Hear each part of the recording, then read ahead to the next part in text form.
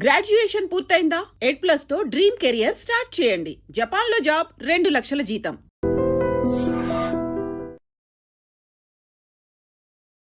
Hi guys, welcome to I dream. నేను మీ Chanakya. Guys, present India and America మధ్యలో జరుగుతూ ఉన్న ఈ హై టెన్షన్స్ మధ్యలో అండ్ అక్కడ నివసిస్తున్న వాళ్ళు, లేకపోతే H1B వీసాకి సంబంధించిన కానీ అండ్ ఇలాంటి వాటికి సంబంధించి ఎవరైనా కానీ ఇప్పుడు ట్రావెల్ చేయాలనుకుంటే అలా అక్కడున్న స్టూడెంట్స్ వాళ్ళ మీదకైనా కానీ సో ఏమన్నా ఇబ్బందులు ఏమన్నా తలెత్తుతాయా? ఇలాంటి విషయాలన్నిటి గురించి కూడా మనతో పాటు మాట్లాడడానికి హైకోర్టు న్యాయవాది, ఇమిగ్రేషన్ లాయర్ అయిన పృథ్వీ గారు ఇప్పుడు మనతో పాటు ఉన్నారు. మరి సార్తో మాట్లాడదాం.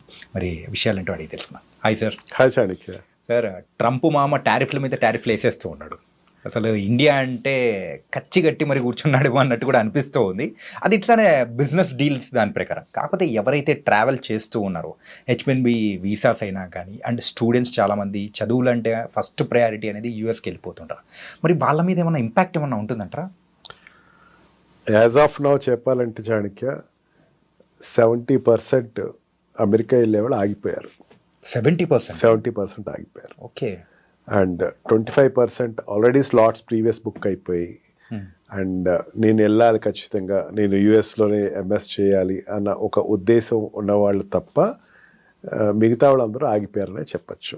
ఇప్పుడు ఈ స్టూడెంట్స్ యాజ్ ఆన్ నౌ పెరగాలి అంటే ఇంపాసిబుల్ చాణక్య. ఓకే. ఎందుకంటే ఆల్రెడీ ఒక రకమైనటువంటి ఫియర్ ఎస్టాబ్లిష్ అయిపోయింది ఒక పిల్లలకి. అదొకటి కూడా ఎప్పుడు లేనట్టు ట్రంప్ ఫస్ట్ టైం యూనివర్సిటీస్ మీద పెత్తనాలు చేయటం మొదలుపెట్టాడు.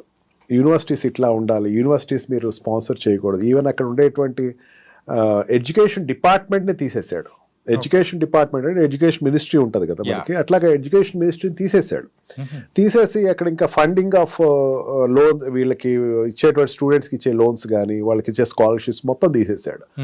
ఏదైనా సరే యూనివర్సిటీసే పెట్టుకోవాలని చెప్పేసి he's discouraging.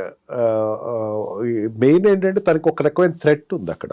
Threat in the sense, ఈ పాలస్తీనా వార్ తర్వాత ఇరాన్ వార్ తర్వాత, అక్కడ ఇజ్రాయెల్ అండ్ పాలస్తీనా డిస్టర్బెన్సెస్ తర్వాత అక్కడ ఉండేటువంటి ఒక వర్గం వ్యక్తులు పాలస్తీనా సపోర్ట్ చేస్తున్న ర్యాలీలు తనకు ఒక రకమైన టెన్షన్ క్రియేట్ చేస్తున్నాయి.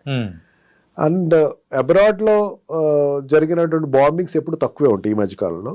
ఈ మధ్యన ఇజ్రాయెల్ దగ్గర జరిగినటువంటి ఒక బాంబ్ బ్లాస్ట్ అన్నది, ఇదంతా కూడా ఒక రకమైన టెన్షన్ క్రియేట్ చేసి స్టూడెంట్స్ని కంట్రోల్ చేయాలి అన్నది ఏదైతే ఉందో అక్కడ డైరెక్ట్గా లిబర్టీ అనేటువంటి ఒక basic principle of American constitution దెబ్బతింటూ మొదలుపెట్టింది. ఓకే. ఈ యాంగిల్స్లో ఏమవుతుందంటే స్టూడెంట్ ఇన్ గోయింగ్ తగ్గారు, అక్కడికి వెళ్ళే వాళ్ళు తగ్గారు. అండ్ ఎప్పుడైతే ఈ ఇన్కమింగ్ స్టూడెంట్స్ తగ్గారో ఈ ఉన్న స్టూడెంట్స్ భయం మొదలైంది. వాళ్ళు కూడా సోషల్ మీడియాస్ అన్ని మీకు హ్యాండిల్స్ ఇవ్వండి, మీ యొక్క క్రెడెన్షియల్స్ మాకు హ్యాండ్ ఓవర్ చేయండి, మీ సోషల్ మీడియాస్ నేను ఓపెన్ చేస్తాను అంటే ఏదైనా ఒక వీడియో ఏదైనా వచ్చింది అనుకోండి, పాలస్తీనాకి సంబంధించి సపోర్ట్ చేస్తున్నవాడు ఎవడో ఫ్రెండ్ పెడతాడు అనుకోండి, వాడు చూశాడు అనుకోండి, then he will be doubted అనమాట. అతను డౌట్ పడతారు, స్కానింగ్ లోకి వచ్చేస్తారు. అలా ఆ రకంగా ఒక రకమైన ఇన్సెక్యూరిటీ అనేది అక్కడ వెళ్తున్న స్టూడెంట్స్కి, అక్కడ ఉన్న స్టూడెంట్స్కి డెవలప్ అయింది. But it is not a longitive end as such. అది ఎక్కువ నాళ్ళు ఉంటుంది అయితే ఐ డోంట్ థింక్ సో. ఇంతకన్నా వర్స్ సిచ్యుయేషన్స్ చాలా వచ్చినాయి యుఎస్లో. It is one of the situation where the students must be little brave and వాళ్ళు వెళ్ళినటువంటి ఎడ్యుకేషన్ అన్నది అక్కడ తర్వాత కంటిన్యూ అవ్వాలంటే దే హ్యావ్ టు. సార్, ప్రీవియస్గా ఉన్న సిచ్యువేషన్స్ వరకు అయితే ఇండియా అండ్ అమెరికా అనేది కూడా ఒక ఫ్రెండ్లీ నేషన్స్గా ఉన్నాయి. కాకపోతే ఇంత హై టెన్షన్స్ అనేది కూడా ఈ మధ్యకాలంలో ఎప్పుడూ చూడలేదు. కానీ స్టూడెంట్స్ వెళ్ళే వాళ్ళ డ్రాప్ కానీ అక్కడున్న కంపెనీస్లో వర్క్ చేస్తున్న ఎవరైతే ఉన్నారో ఎంప్లాయీస్ కానీ వాళ్ళ మీద కూడా ఈ బర్డన్ పడే అవకాశాలు ఉంటాయని కూడా భయపడుతూ ఉన్నారు. మరి వాళ్ళకి సంబంధించి మీరేం చెప్తారు? చాణక్య, ఒకటి మనం ఆలోచించాల్సింది ఏంటంటే it is not a communist country or socialistic country. Okay. అక్కడ ప్రైవేట్ కంపెనీస్ని గవర్నమెంట్ కెనాట్ డిక్టేట్ టర్మ్స్, ఇట్లా చేయాలి. ఓకే. యాపిల్ లాంటి ఒక చిన్న కంపెనీ నీకు ప్రొడక్షన్ ఇండియాలో ఆపేయమంటే నేను ఆపనని చెప్పింది. ఏం చేయలేకపోయాడు. ఓకే. మహా అయితే ట్యాక్స్ పెంచుతావు, ఎంత పెంచుకోవాలి. అంటే అక్కడ ఉండేటువంటి industrialist are very powerful. Okay. వాళ్ళని ఎవరు కంట్రోల్ చేయలేరు. ఎంతమంది ఎంప్లాయీస్ కావాలి, ఎట్లా కావాలి అనేది వాళ్ళ ఇష్టం. అది అంటే కంట్రీ సిచ్యుయేషన్స్, కంట్రీ మధ్య ఉండేటువంటి కొన్ని వాట్ వి కాల్ కామర్స్ సంబంధించిందో లేకపోతే ఈ బిజినెస్ సంబంధించిందో ఉండే రిలేషన్షిప్ వేరు, ఆల్రెడీ వెళ్ళిపోయినటువంటి వాళ్ళు ఆల్రెడీ వెళ్తున్న వాళ్ళ యొక్క సిచ్యుయేషన్ వేరు. ఓకే, ఇప్పుడు ఏదైనా ఇండియన్ కాలేజెస్ తీసుకుందాం, ఇప్పుడు ఇంజనీరింగ్ కాలేజ్ లేకపోతే గవర్నమెంట్ కాలేజ్, మెడికల్ కాలేజ్, వాళ్ళు ఎక్కువ దేని మీద ఆధారపడతారంటే ఎన్ఆర్ఐ సీట్లకి అండ్ పేమెంట్ సీట్ల మీద ఆధారపడతారు. మీరు ఎవరైనా ఏ కాలేజ్నైనా అడగండి, ఓపెన్ ట్రూత్ అది. అక్కడ కూడా అంతే, అబ్రాడ్ నుంచి వచ్చే స్టూడెంట్స్ దగ్గర నుంచి డబ్బు డైరెక్ట్గా వస్తుంది వాళ్ళకి. ఓకే, ఈ డబ్బు అన్నది స్కాలర్షిప్లు పెట్టాలి. అక్కడ లోకల్గా ఉండేటువంటి సిటిజన్స్ నుంచి వచ్చేటువంటి స్టూడెంట్స్ ఎవరైతే ఉన్నారో వాళ్ళందరికీ డబ్బులు అది పెట్టుకోవాలి, కంట్రీ పెట్టుకోవాలి. వీళ్ళు పే చేస్తారు, వాళ్ళకి ఇది పే చేయాలి. ఓకే, ఆ బిజినెస్ పరంగా ఎడ్యుకేషనల్ బిజినెస్ ఆధారంగా చూసుకుంటే ఏ కంట్రీ కూడా ఈ అమెరికన్ ఏ యూనివర్సిటీ కూడా they won't leave that hope Indian students రానివ్వద్దు అన్నది ఆ యూనివర్సిటీస్ మెయింటైన్ చేయట్లా. ఓకే, ఇటు చాలా వరకు ఏమవుతుందంటే ఒక సోషల్ మీడియా మిస్రిప్రజెంటేషన్ అనే నేను అనుకుంటున్నాను. అంటే ఇప్పుడు మనం చూసేది అనేది కూడా చాలా వరకు కాదు, ట్రూత్ తక్కువ. ఓకే, ట్రూత్ కి సత్య దూరం చాలా ఎక్కువే ఉన్నాయి. Yes sir. అలాగే ఆ ట్రంప్ ఇంతకుముందు అంటే ఎప్పుడైతే గవర్నమెంట్లోకి వచ్చారో సార్, అధికారంలోకి వచ్చిన తర్వాత గోల్డ్ కార్డ్ అనేది కూడా ప్రవేశపెట్టారు కదా సార్, మరి దాని సంగతి ఏంటి సార్ ఇప్పుడు అది? Yes, gold card is going good for him. India నుంచే ఎక్కువ గోల్డ్ కార్డ్స్ పర్చేసింగ్ జరిగినాయి అని చెప్పేసి అన్నాడు. బిజినెస్ వీసా, ఈబీ వీసా ఏదైతే ఉందో అది దాన్ని తగ్గించాలనే ఉద్దేశంతో గోల్డ్ కార్డ్ అనేది పెట్టాడు. ఇంత అమౌంట్ మాకు కట్టండి, మీరు ఇక్కడ ఉండొచ్చు అని చెప్పేసి అన్నాడు.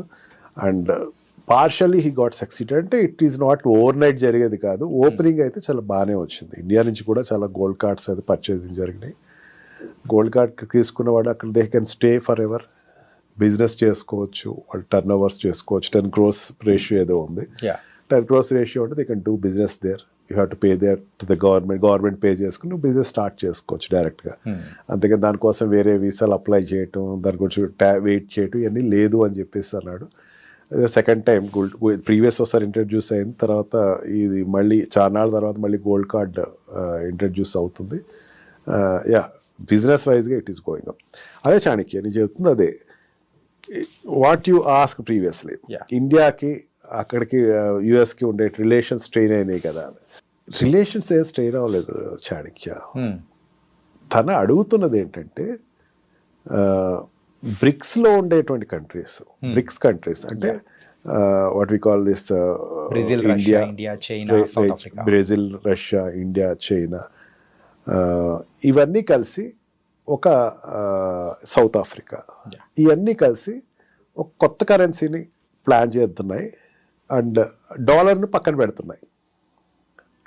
అక్కడ ట్రంపే కాదు, ట్రంప్ కాకుండా ఇంకోటి ఉన్నా సరే అదే చేస్తారేమో నా ఉద్దేశంలో. Okay, because is it competition for their country. ఎంతమంది ఉన్నారు పాపులేషను ఈ బ్రిక్స్ సంబంధించినటువంటి, ఈ బ్రిక్స్ కంట్రీకి ఉన్నటువంటి పాపులేషన్ అంటే Russia, China, India and Brazil, south ఆఫ్రికాలో ఎంతమంది ఉన్నారు అనుకున్నారు?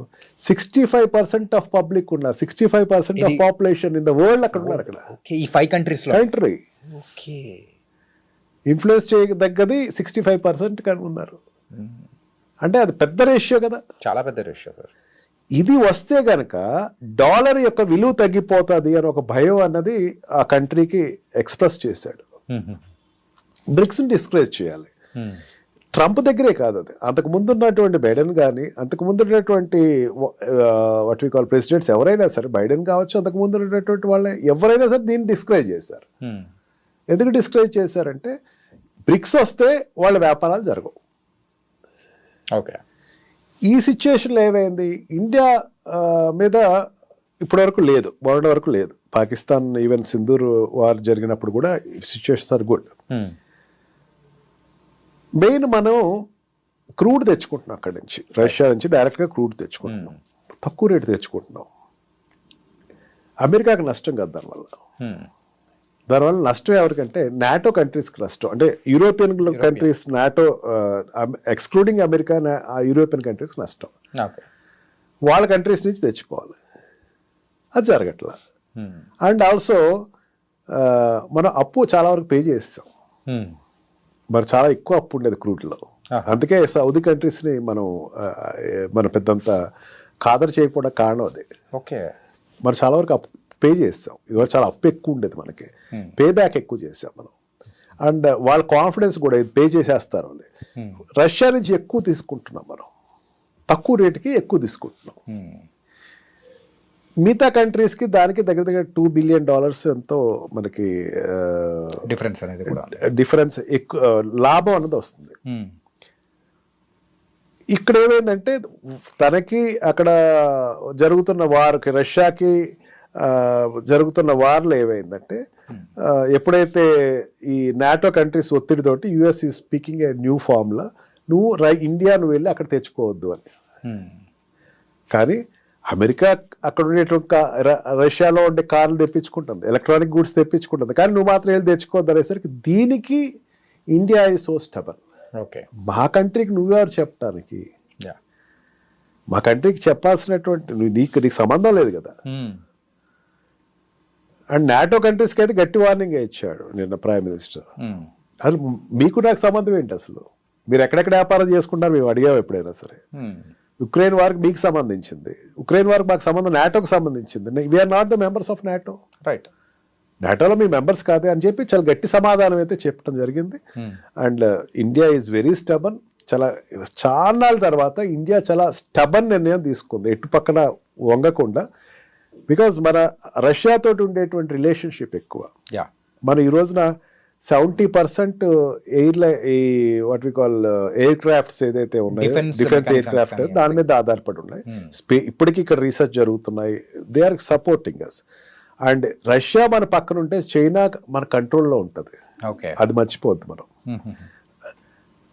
చైనా కొంచెం ఏదైనా ఎదురు తిరుగుతుంది అన్నది ఏదైనా ఉంటే Russia will control that. Situation control చేస్తుంది. అందులో that's why Modi is going to China very soon. It is one of the good indication. China తోటి ఎప్పుడు మనం యుద్ధం పెద్దగా పెట్టుకోకూడదు, ఎందుకంటే పెద్ద కంట్రీ కాబట్టి. ఈ రెండు కంట్రీస్ సపోర్ట్ ఇచ్చినంతసేపు పెద్ద ప్రాబ్లం ఏం కాదు మనకి. ఈ అక్కస్తో ఏమైందంటే ఒకసారి 50% టారిఫ్ పెంచింది. కొన్ని sectors there is loss, but కొన్ని సెక్టర్స్ ఆక్వా ఫీల్డ్ లాస్ వస్తుంది. గోదావరి జిల్లాలకు ఉండేటువంటి ఆక్వా ఫీల్డ్ ఎక్కువ, వాళ్ళ ఆక్వా ఫీల్డ్ మీద ఆధారపడతారు, వాళ్ళకి కొంచెం లాస్ వస్తుంది. అండ్ టెక్స్టైల్ ఇండస్ట్రీస్ కొన్ని లాస్ అవుతున్నాయి. అండ్ ఫార్మా ఇండస్ట్రీస్, మెయిన్గా ఫార్మా ఇండస్ట్రీ మనకి ఇక్కడ ఉండేటువంటి మోడీ డ్రగ్స్ ఏదైతే ఉన్నాయో ఎక్కువ అక్కడ సేల్ ఉంటుంది, వాటికి కొంచెం ఉంటుంది. బట్ ఫార్మాకు అయితే తన లిబర్టీ ఇచ్చాడు, దీంట్లోంచి ఈ 50% ఫార్మా తీసేస్తున్నారు, ఎందుకంటే వాళ్ళకి అవసరం. ఓకే, తనకి ఏదైతే అవసరం అదే ఎక్కువ నాళ్ళు ఇది ఉంటుంది అని అయితే నేను అనుకోవట్లేదు. ఎందుకంటే కంట్రీ లాస్ వాళ్ళకి, మనకన్నా లాస్ వాళ్ళకి ఎక్కువ ఉంటుంది. ఓకే. అండ్ డైమండ్స్కి సంబంధించినటువంటివి కొన్ని సెక్టర్స్ అయితే ఇట్ క్లియర్లీ కొంచెం లాస్ అయితే ఉంటుంది. This is called commerce. Relationship is different. ఈ రోజున మనం పాకిస్తాన్ తోటి యుద్ధానికి వెళ్తే అమెరికా భారతదేశానికి సపోర్ట్ ఇచ్చే పరిస్థితి ఉంది. And also for any other activities America ఇండియాకి సపోర్ట్ ఇస్తా, ఆ ప్రాబ్లం ఏం లేదు. Commerce is difference. ఓకే, వ్యాపారమే.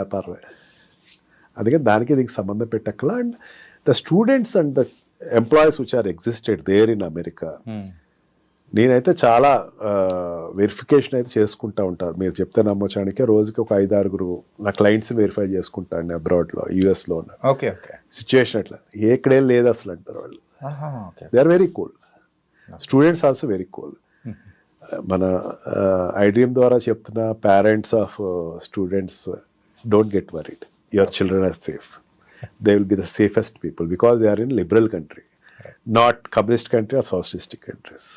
Nice sir. ఏంటంటే అక్కడికి వెళ్ళిన తర్వాత పేరెంట్స్ ఇక్కడ ఉన్న వాళ్ళు చాలా వరకు భయపడుతూ ఉంటారు. అరే ఈ పేపర్లో ఇన్ని రాస్తూ ఉన్నారు, అసలు వీడియోస్ ఏమో ఇన్ని వస్తూ ఉన్నాయి, అరే ఇన్ని టారిఫ్లు వేస్తున్నాడు, ఈరోజు ఇలా ఉందంటే రేపు శత్రు దేశంగా చెప్తాడేమో, ఇలా చాలా మిస్కన్సెప్షన్స్ అనేది కూడా ఉన్నాయి. దానికి మాత్రం you are the perfect person to say that answer. And చాలా చక్కగా చెప్పారు sir. So thank you so much sir. Thank you. నిజంగా ప్రస్తుతం ఉన్నటువంటి సమాజం దేనికి ప్రయారిటీ ఇస్తుంది? ఆర్థిక సంబంధాల చుట్టూ మాత్రమే తిరుగుతోంది. మళ్ళీ ఎన్నికలంగానే చాలా విరక్తి కలుగుతాం. మంచి అనిపిస్తుంది కదా, లేడీస్ కూడా ఛాలెంజింగ్ జాబ్స్ చేసినప్పుడు చాలా బాగుంటది. ట్రాఫిక్ అసిస్టెంట్స్ గా నియమించిన ట్రాన్స్జెండర్స్ అందరితో సాల్యూట్ చేయించుకుంటున్నారు. ఫుడ్ డెలివరీ ఇవ్వటానికి వెళ్ళినటువంటి డెలివరీ బాయ్ అనిల్ పై కళ్ళ ముందు పెళ్ళండి